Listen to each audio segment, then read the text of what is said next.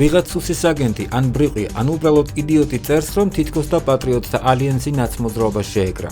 პასუხობ, ნაციონალების რეჟიმი დაამხო პატრიოტთა ალიანსმა და თქვენ, ამ სისულელის დამწერნი, ვინც სუსის აგენტები ხართ, მაშინ კუდის აგენტები იყავით. ვინც ბრიყვები ხართ, მაშინაც ბრიყვები იყავით და Facebook-იდან იფურთხებოდით. მეტი არაფერი გიკეთებიათ. ახლაც იგივეს აგრძელებთ. პატრიოტთა ალიანსი არასდროს არავის არ შეკვრია და არ შეეკრება და თუ ვინმე სჯერა რომ ნაცებს შევეკარით, ფსიქიატრს მიმართოს. ბევრი კარგი ფსიქიატრი ყავს საქართველოს. და საიდანაც მოდის ეს კამპანია, ესაც კარგად ვიცით და ნუ ამალაპარაკებთ. ქართულ ოცნებაში იმპორტირებულო მამალო ნაცებო, ასევე აგენტებო და ბრიყვებო და დეგენერატებო, რომლებსაც ამ ქვეყნისთვის არასდროს არაფერი სიკეთე არ გაგიკეთებიათ. ზოგიერთმა ახლად გამოშეკილმა პარტიულმა ჯგუფებმაც დააყენეთ ერთი ადგილი. კუდები გიჩანთ. წერს ირმა ინაშვილის სოციალურ ქსელში და ეხმიანება გავრცელებული ინფორმაციას პატრიოტთა ალიანსის და ნაციონალური მოძრაობის თანამშრომლობის შესახებ.